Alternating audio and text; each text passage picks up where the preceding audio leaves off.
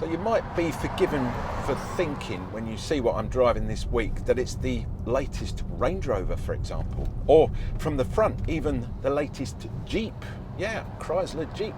It really has a lot of different angles to this car, incorporating a lot of different cars. In actual fact, you know by the title, this is the KGM Torres. And no, it is not named after Fernando Torres, the famous Spanish footballer.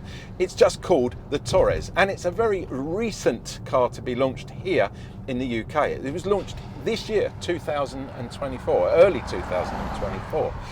It comes from the company KGM, Korean General Motors, just in case you hadn't heard of them.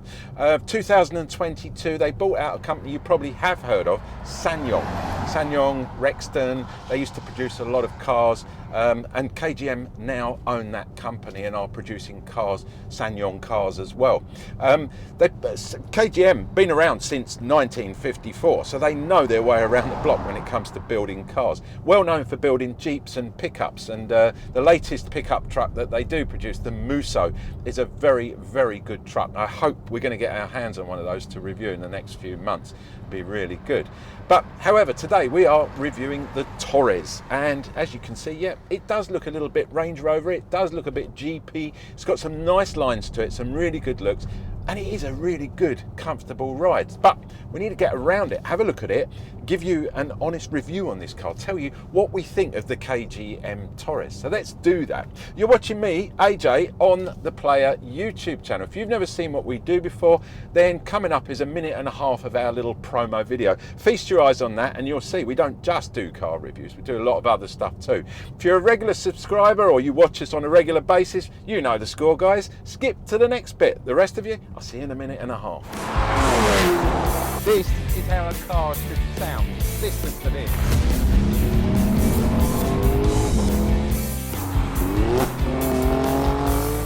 I didn't really push it either. I was just having a really fun. Oh, really?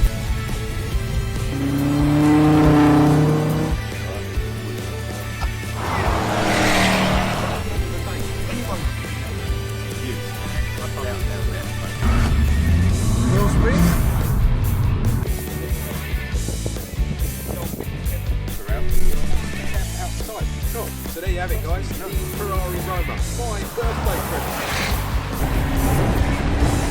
Here we go, we're going to meet the crew and hopefully get the same. That's a real one. I think it makes a good work. Let's go. Nice to start. Nice to see you. Show us your big chopper, your helicopter. So here we are, the Morgan Roadster, where we're here for the Swiss Watch Show. And guys, guess what? It's another morning here out in sunny France.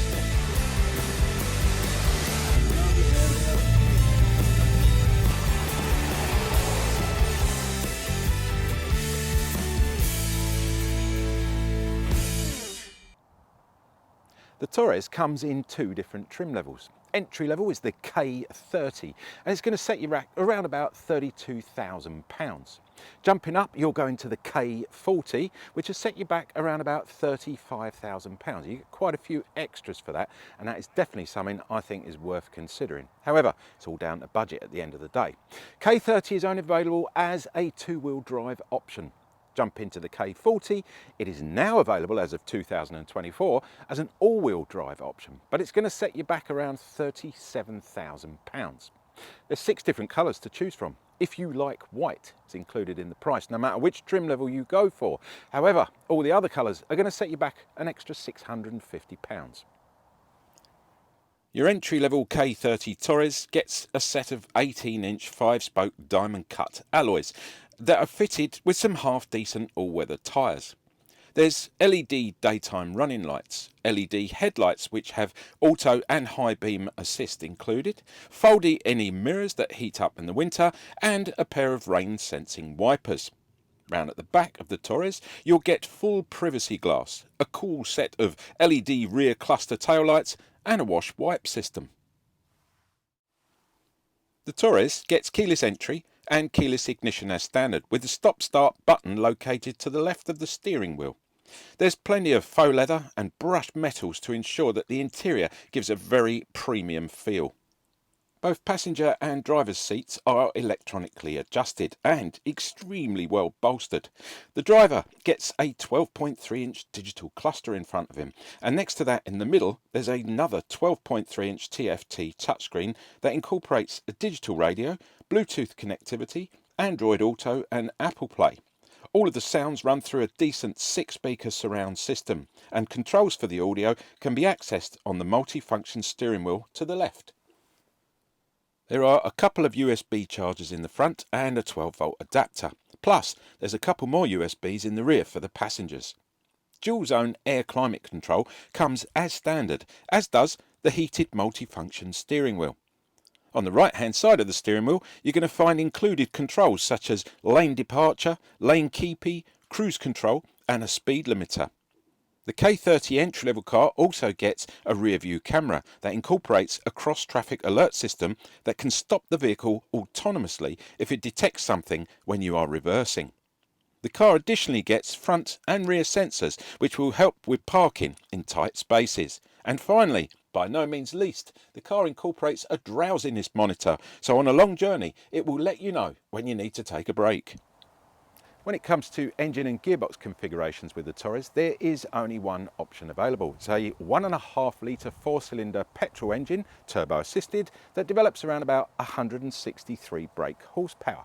It's mated up to a 6-speed auto gearbox, and KGM reckon the car will return you between 33 and 35 to the gallon. Well, we'll check that out when we get this out on the road, and we'll give you the update on that one. It will pull up to 1.5 tons, so you're into a trailer or small caravan, this could be the car for you. However, if you are non-combustion engine available and you prefer your polar bear loving, tree hugging, eco-friendly version of this car, then there is an all-electric version of the Torres available. We're going to be testing that in the next couple of weeks, so I suggest you make a little note in your diary to pop back over to the channel and have a look at that review in the next few weeks. So, round at the back of the Torres, I think even now I keep looking at it thinking it's very, very Range Rover-esque, but there's nothing wrong with that. It's a beautiful looking car, the Range Rover. The only thing I don't like about the back of this car is this big bulge here. It's kind of, I think, intended to look like there's a spare wheel to go on there, but it doesn't quite work. I do love the roof spoiler. It's got a LED stoplight built in there as well. It's going to help not only with the aerodynamics, but it's going to keep this rear screen pretty clean. You've got the privacy glass all the way around at the back, don't forget, included in your entry-level car. So is your rear wash wipe there as well, as are your LED clusters either side. Now, I do like these. They're a little bit Jeep style, if you ask me. No big exhausts out the back, which is quite nice. Now, here comes the fun bit. When you look at this, you'll see there's a handle here. You almost feel like you want to pull it out and it comes around. And, well, it doesn't quite work like that, unfortunately. You touch it like that. Wait for it. This is quite interesting. It goes up. Yes, exactly. I wasn't expecting that at all. And it is very, very slow in going up. Another thing I would have liked underneath here is perhaps a couple of LED lights. So if you are doing stuff at night and it's dark, you know, this is the K40, it's the top of the range. I would have just thought that would have been quite a nice little touch. Regular parcel shelf, but this is the actual blind version, which you can pop back like that. It's really nice. Quality blind on this as well. It's quite shocked at that. Very easy to take out, and the good thing is you can store it underneath the boot floor. I'm going to show you. You just pop it out like that. It just slides across. It's on a spring. Lift up your boot floor like that, and you literally just pop this into some slots. There's a pannier under here. It's the pannier also has your warning triangle. It's got that stupid pump that you use to, once you've put your liquid latex into your puncher, you then pump it. Doesn't work, guys. Just throw it away. Either get run flats, or there is room for a spare under here. You can actually get, probably it'll be a space saver, but I'm pretty sure you can get one. Anyway, that's all packed away nicely in there. You can pop that down. It's a dual level boot floor, so if you don't go for the pannier, you can get the extra room by popping that boot floor down, and that'll give you even more space down there. And space is what this car has in abundance. In here, over 704 litres of boot space. It's absolutely massive, huge. You've got a 60-40 split on the seats there. There is no ski hatch, centre one that can drop down, so it's just 60-40. And also, it's very difficult to put the seats down from here. You've got to really reach. You have to reach right forward like that and push them. But you can get once I can get my arm right over there like that, there you go. 1600 litres. You get a double bed in there. It's absolutely massive. 12-volt adapter down there. Brilliant. If you've got bikes going in and out of here, you've got those blow-up kayaks, anything like that, 12-volt adapter there, perfect. It's going to pump your tyres up, get the kayak all pumped up. It's a proper sort of versatile family car, this. However, I have noticed, look at the height of this rear bumper. It's right up to my thigh. If you're going to be lifting heavy stuff off the floor, trying to get it in there is going to be really high to get that over. It would have been nice to have had, perhaps, you know, on the higher level car, to have some way of just lowering the back down when you do that. I know some of the Range Rovers get that sort of stuff. One good thing is there isn't a lip inside, so once you do push stuff in, it's going to go all the way back, absolutely no problem at all. I'm going to give you one suggestion before we finish this little section on the boot and the rear. Get yourself some sticky back plastic. It's so cheap, you can buy it anywhere, wherever you are in the world. Put it over these rear little seals here, because they're going to get scratched, and also put a big lump along here of the back bumper, because dogs jumping in and out of here, bikes going in and out, pushchairs, prams, anything like that is going to scratch this, absolutely ruin it. If you buy the sticky back, once it gets a bit tatty, you just peel it off and go buy another load. Simple as. Practical, versatile, family car. I do like this car for its you know, practicality, shall we say. Let's check out what it's like in the back of the Torres for the passengers, because that obviously is going to be one of the most important areas of this car. First up, before I even get in the back, check out the rake on this door. Absolutely amazing. It goes right the way back. Look at the size of the opening here. Nice and high, lovely and deep, very easy to get a baby seat in and out. When you've got one of those big kiddie seats, you're trying to bring it in and locate it round here. Another thing, guys, Isofix points. They're not those horrible plastic ones that are going to pop out, or they're on springs, they're going to break, you're going to end up having to buy more, kid's going to get hold of them, chew them, or the dog's going to bite it, and you end up, it's just so annoying. These ones are the locators. You just put your finger, you can feel they're clearly marked on the seat where they are. So all you've got to do is plug and play, basically. Put your seat in, push it in, and that's it. It's going to lock in absolutely so easy. But also getting, you know, mum and dad, the elderly, in and out of this car, simply amazing, lovely, easy, accessible. I love this with this car. Right, let's jump in, see if it's as good on the comfort as it is on the actual practicality. This is like the normal setup for the position for the passenger seat. I've put it in there. Just check out how much room is this. Look, you can almost lay down in this car. It's absolutely mad. I love it. Easy get 3 adults across the centre, you know, across the back here. This centre one here is the width of a decent seat, and that's a proper seat there. You get a centre armrest here, and it's got a double cup holder in it there.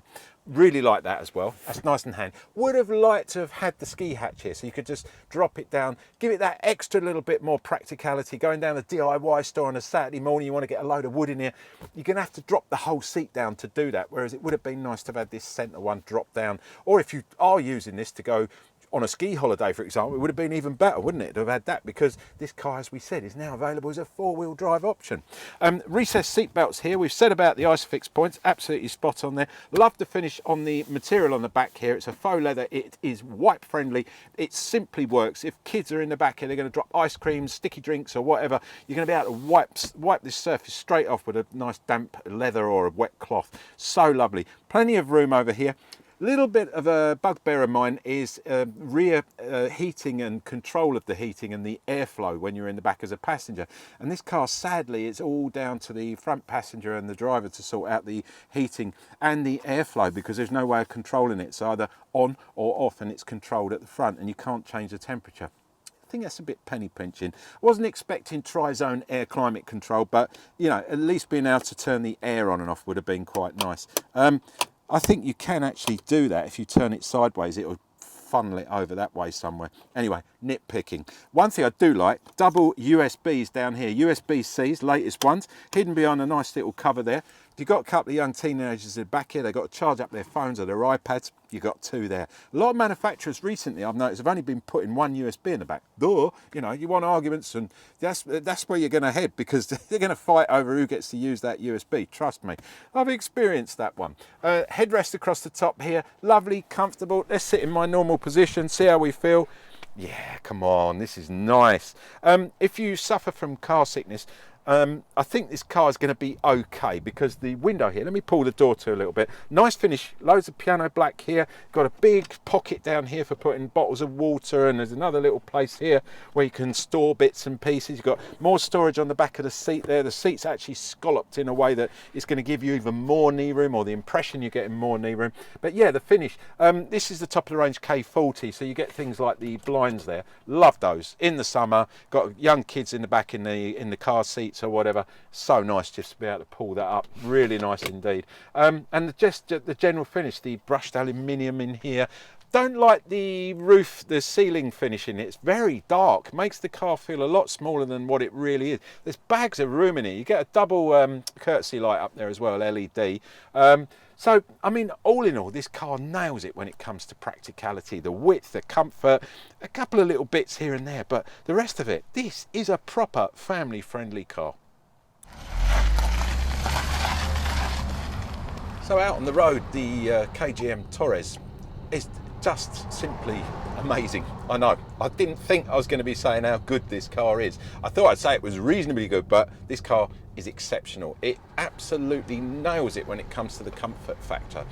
Lovely big seats, beautiful driving position, whopping great mirrors. Well, it's just, and the peripheral vision, the size of the windscreen, everything. It's just sort of nailing it. It really is a lovely car to drive. There is a couple of little bits and pieces which I will mention. The lag with the technical side, with the actual computer itself, there's a little bit of lag, but I quite like that. It's a bit quirky. It's a bit, you know, like it's part of this car.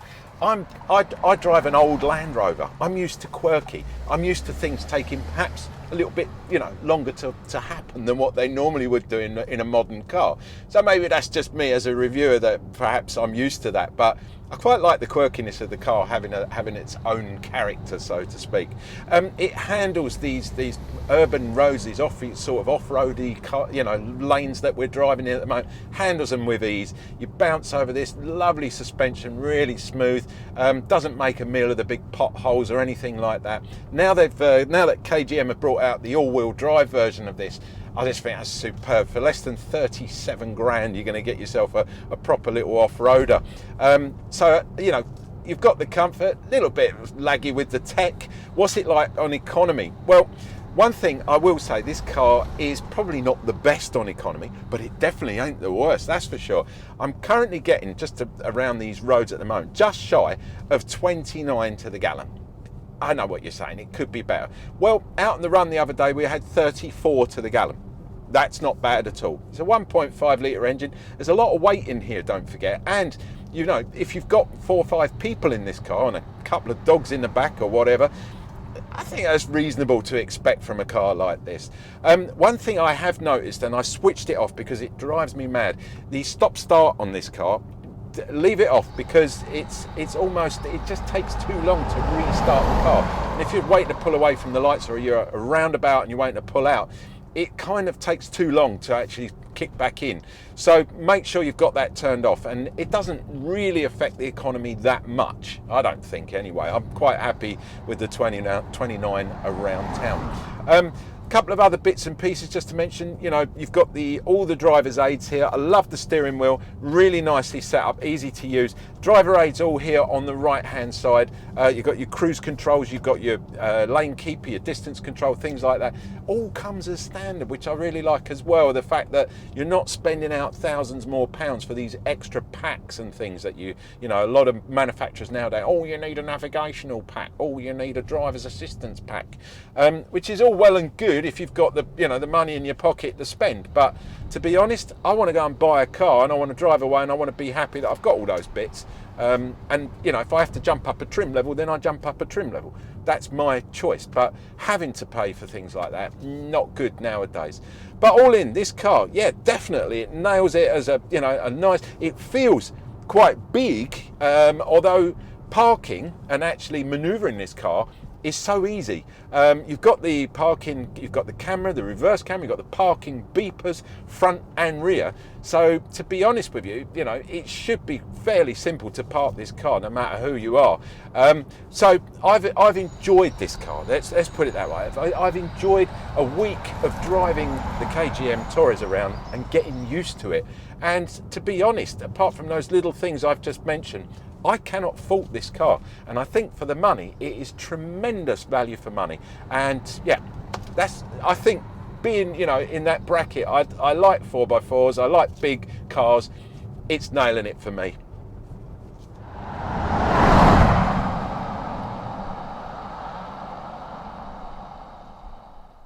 So there you have it, guys, the KGM Torres. What did I think of it? Well, I'm going to be honest, I think you'd be mad not to go down and give one of these a test drive. It's practical, it's versatile, it's good looking at the end of the day, but above all, the one thing that I love the most is it has a really good price point. It's coming in on a price point that I think for a car of this size and this sort of bracket is absolutely nailing it. However, I say however because I can wax lyrical about these cars and say how good they are, but the proof's in the pudding, guys. Get down to a showroom, take one of these out and give it a good test drive, because it might not be for you, because we all drive differently, we all have different feelings when we're out on the road, and this car might not necessarily fit the bracket that you're looking for. The KGM Torres comes with a reasonable warranty. If you go for the combustion engine version, it's 5 years or 100,000 miles, whichever comes first. If you go for the electrified version of the car, then it's 7 years or 90,000 miles, whichever comes first. You get a 6-year anti-corrosion warranty. I found that a little bit awkward because most of the other manufacturers give a 12-year. You get a 3-year paint warranty, pretty much standard across the board, and you get 1 year's roadside assistance, again, pretty much standard across the board. So ticking all the boxes when it comes to the warranty. Servicing plans and bits and pieces like that, I suggest when you get down for your road test on this, have a word with your KGM salesperson and they'll explain all of those. And the extended warranties as well, because you can extend those warranties. Guys, you've been watching me, AJ, on the Player YouTube. I hope you have enjoyed our little review of the KGM Torres. I've really enjoyed having this car out on the road for the week. It's been great fun, and what I have loved above all is it's just been one of those reliable, you know, motors that you leave on the drive, you know it's going to start the minute you get in it, and it's so lovely and comfortable as well. So there you have it. Don't forget, like, subscribe and comment. There is a comment box down there. Use it, because if you've bought one of these, you want to tell us about your experience, or you're thinking of buying one, you've got any questions that maybe I haven't sort of, you know, gone through in the review, stick them in the box down there. We can get a conversation going about the KGM Torres. There's a subscribe button down there as well, because as we said at the beginning of this video, we don't just do car reviews, we do a ton of other stuff. So why not hit the subscribe button, leave the bell sign unchecked, and you'll get regular updates whenever we put videos up. One thing I'm going to ask you just before I go, and I will be going in a second, I promise you, I wouldn't mind if you could give us a thumbs up, if you wouldn't mind, please. We don't get a bonus, don't get any pay, we don't get any extra money, but what we do get is a pat on the back from the boss and the sponsors to say, AJ, job well done, mate. They're liking what you're doing, you're getting thumbs ups. Because it's not just me, there is a crew behind this. There's a camera guy, there's a sound guy, there's an edit team who put all these videos together. Anyway, I thank you for that, and in return I'm going to give you something back, because as I said, we're not just car reviews, we do a ton of other stuff. We are part of the Player magazine, the bookazine, the big book. Oh yes, 200 pages of everything us guys absolutely love. It's called The Player. I'm holding it up now. There you go. Now I can't give you this for free, not the big magazine itself, the bookazine as we call it, because it's a hardback magazine, but you can have the online version absolutely free of charge. It's exactly the same, identical to the hardback bookazine. That bookazine costs £100, by the way. It's a lot of money, and that's subscription only. You can buy one if you want to. Head over, I was going to say, to www.theplayer.co.uk. Editor, if you wouldn't mind bringing it up down there and leaving it up for a few minutes, thank you very much, sir. There you go. It's down there now. Head over there. Dead simple. I don't need to know your inside leg measurement. I don't want to know how many times you've been married or what you're currently drinking. All I need to know is your name and your email. Stick it in there. You can either download it or you can view it online. There is 220 pages